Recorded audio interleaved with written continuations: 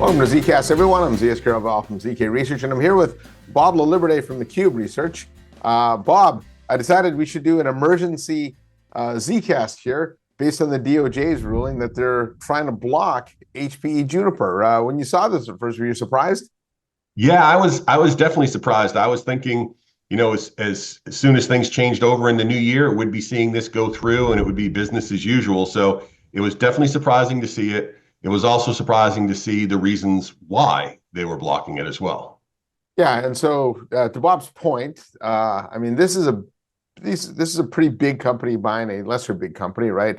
HPE is about 30 billion, Juniper is about 6, so we're talking 36 billion.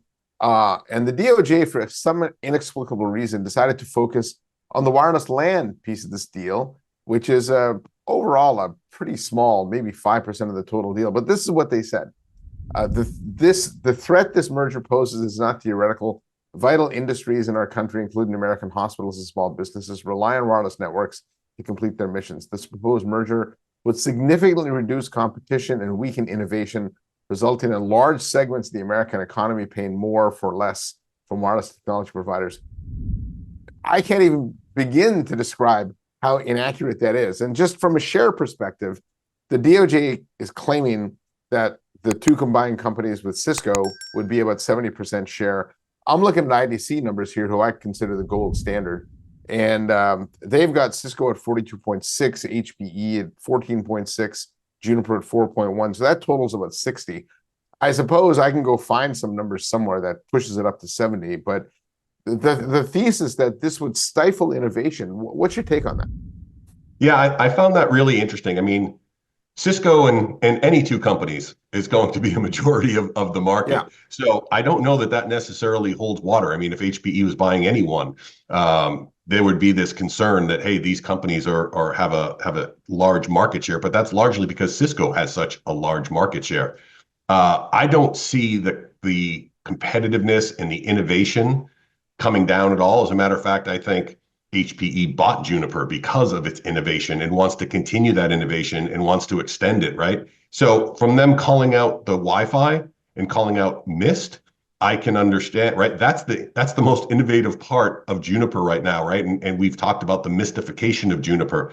So when you look at it, was HPE buying them for their wireless space? I mean, you could argue that market share could potentially collapse because, over time, they're not going to sell both Aruba and Juniper. But what they are going to do is drive innovation, leveraging things from the Mist AI engines and leveraging any of the stuff that they've got from Aruba Central as well to drive, right, that they've been driving across all of HPE. So there's some really cool pieces of innovation that you could see how they would tie together and drive things there. So not the least of which, right, would be also the private 5G that HPE has with Athonet. So I see lots of potential for innovation through the merger, not a decrease in innovation. Yeah, in fact, I think generally when you look at industries, when there is a healthy number two competitor to the market leader, which in this case is Cisco, it pushes the market leader into continuing to innovate, and that's good for everybody, right? Yes. And it's when you get a runaway leader that innovation slows down. And in fact, I think if you look at the space in particular, I think even Cisco would say when they had, north of 70% share in different areas, they got a bit lazy, right? Yeah. And so they've, now that HPE has been a lot stronger and the whole competitive dynamics around networking has changed. If you remember, we used to joke it was Cisco and the Seven Dwarves, right? Yeah. But, it was a bunch of companies like 3Com and Nortel that couldn't innovate their way out of a paper bag. But now with HPE being a lot stronger, Juniper being stronger, that's really driven Cisco into their next wave of networking. And so if you want to just look at that as evidence, a strong number two is good for the industry. Yeah, and it's not just, you don't just limit the innovation at Juniper and Aruba, right? Look what Arista is doing with their expansion of their OS, right? Driving it across everything too, and having a wireless and SD-WAN and so forth. Look what Extreme's done, bringing organizations together, right? Aerohive acquisition, leveraging that cloud-based, their universal platform. We're seeing a ton of innovation going on. the startups like Meter and Nile and so forth, right? There's so many organizations that are innovating and driving innovation into that wireless LAN space, right? Tightly integrating security into it, tightly integrating some of the private 5G or cellular and so forth. So there's a lot of stuff going on that's really opened up the door for a lot of organizations to be able to get in there and take that share. Like I said, if you look 3 or 4 years ago, I'm sure Cisco had a larger share. And so, right, and the good part about Cisco is it's driving them to innovate. We've seen just in the last 6 months with the changes that Chuck has made and bringing G2 on, that we've seen a lot of innovation. We've seen a lot of integration between the business units that's driving greater innovation. And so I think having a bigger number two is only going to drive Cisco to drive more innovation and be more responsive to their customers, because up until now, let's face it, every other wireless LAN vendor, every other network vendor is all about, we compete against Cisco, right? They're not looking at each other. Everyone's focused on Cisco, and that's the attack that they have to defend against. Yeah, in fact, to your point, I'll bring up a graphic here from IDC's numbers. This is publicly available, but it shows here that Cisco, which is the dark blue box here, is the runaway leader. But the second largest segment here is the others category. And you mentioned a few of them: Arista and Extreme, Fortinet's and Wi-Fi. Yeah, you've got some, Ubiquiti is another one that's out there, right? And so when I first saw this in the DOJ's ruling, I thought, well, this is kind of an insult to Arista and Extreme and Fortinet, the other players that play in Wi-Fi, because there is plenty of competition out there, and and so the thesis, I think, is flawed within the Wi-Fi, within the DOJ is an argument. Now, the bigger question is, should the focus of the DOJ be on wireless LAN? As I mentioned, if you look at the two combined companies, a little over 35 billion, wireless represents maybe about 5 billion of that, right? Yeah. Perhaps.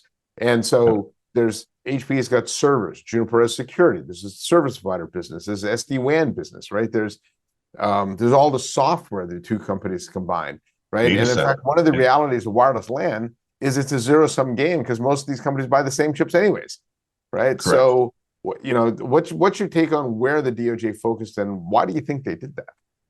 Yeah, I don't know. It is interesting, other than maybe it's the biggest combined market that they're looking at. But I mean, certainly, this gives HPE so much more opportunity with the combined, like you said, service provider space that they really didn't have, data center space, which was incredibly limited on the HPE side. So there's all sorts of good synergies. The interesting part is focusing on wireless LAN. That's probably where you'll see the most consolidation, and where they may actually lose market share by combining the two organizations in. And certainly this delay that's going on with this uncertainty is only driving all the other competitors to take advantage of that with FUD of, hey, you don't know what's going on. You should really stick with the company that you know what's going to happen. The roadmap, all that kind of good stuff. Yeah. So it's really creating a dilemma. The longer this goes on, the more it impacts HPE and Juniper. And certainly, like you said, though, the totality of the acquisition, when you look at what they're picking up from the service provider space, from the data center space, from the security space, from the AI space, I mean, those are the real gems that HPE is picking up. The wireless piece, right, just from an infrastructure, the APs and so forth and controllers, those will be things that they'll work out over the next 5 or 6 years, right, as they rationalize their product portfolio and they drive a combined roadmap and so forth. But if anything, it almost makes it harder for them, right? Because they've got to do all that explaining. So like I said, it's very curious as to why they would focus on that and why they would deny it, when, like I said, I think there's plenty of opportunity for competition amongst all of the different Wi-Fi vendors. And I think, we're gonna continue to see more pop up. Yeah, that was part of the HPE statement. They said that there's extensive evidence that shows this acquisition is pro-competitive, and in the wireless LAN market is characterized by robust competition with at least 8 alternatives to HPE and Juniper. They said, in fact, I think one of the points they made in their press release was good. It said, as such, wireless LAN is an extremely competitive market with a broad set of players, all of whom are fighting for business and winning bids in competitive RFP process.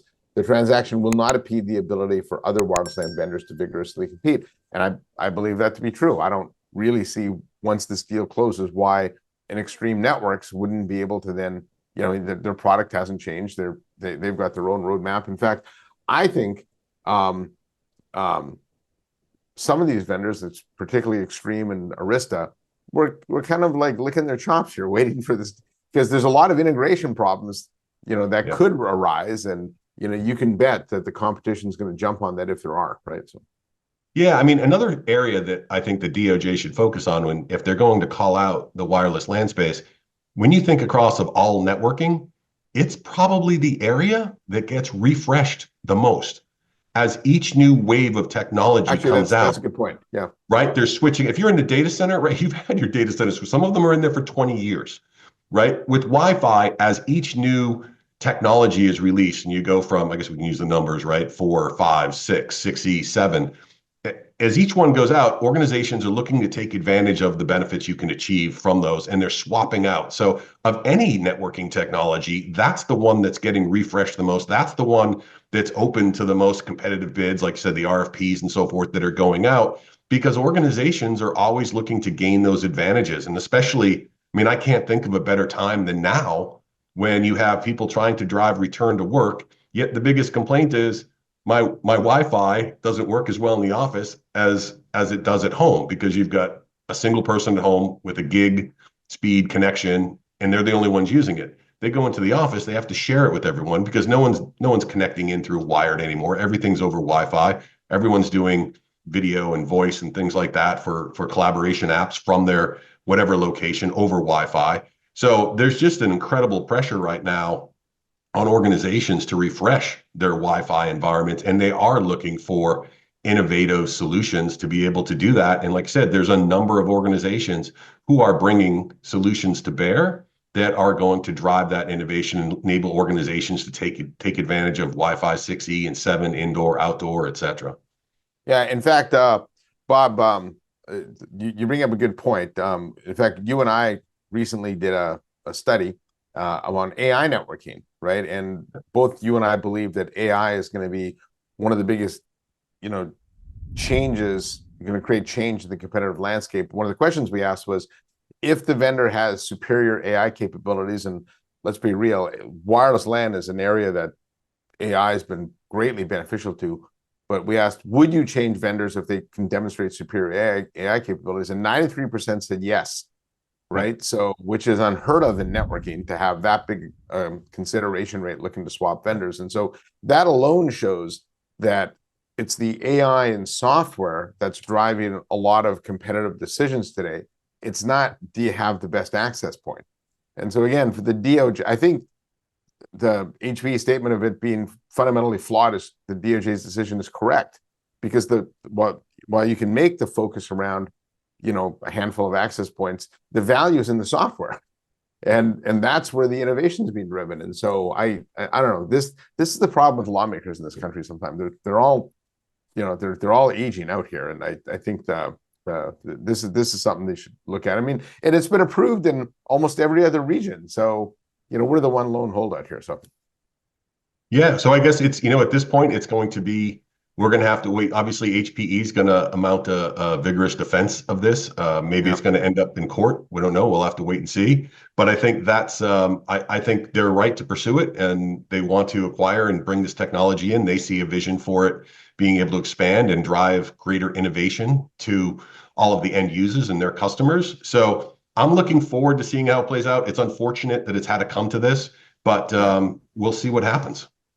Yeah, in fact, I do hope it gets resolved and it goes through, because you know, I think the Juniper engineering team is incredibly innovative, and if you could give them HPE resources, who knows what they could do. And again, that's good for the industry. And I would think if you ask Cisco behind closed doors, they would say the same thing, right? That you know, it's good to have a vendor push you. So I guess more to come. We'll have to stay tuned. Yeah. All right, Bob, anything else you want to add? No, I think I'm good. Yeah. So, all right, Bob, then I think our take is DOJ reconsider that. I think, you know, this is you're stifling competition here, not helping it. So, On behalf of Bob Laliberte from the Cube Research, I'm ZS Caravel from ZK Research, and thanks for watching. And give us a like and hit that subscribe button, and I'll see you next time on the next episode of ZKast.